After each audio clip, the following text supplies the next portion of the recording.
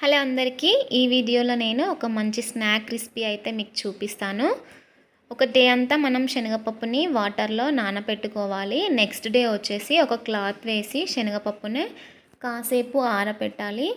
ఆ తర్వాత ఇంకా మనం ఆయిల్ పెట్టుకొని ఆయిల్ హీట్ అయ్యాక శనగపప్పు మొత్తంని ఇలా ఆయిల్లో డీప్ ఫ్రై చేసుకోవాలి. బ్రౌన్ కలర్ వచ్చేంత వరకు శనగపప్పుని డీప్ ఫ్రై చేసుకోవాలి. శనగపప్పుని వాటర్లో నానబెట్టడం వల్ల శనగపప్పు ఉబ్బుతుంది.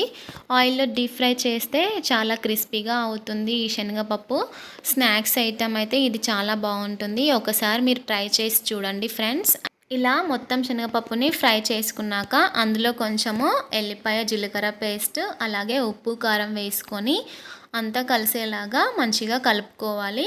ఇవైతే చాలా ఇష్టంగా తింటారు పిల్లలు కూడా, స్నాక్స్ ఐటమ్ అని చెప్పేసి. మీకు నచ్చితే నా ఛానల్ని లైక్ చేయండి, సబ్స్క్రైబ్ చేయండి.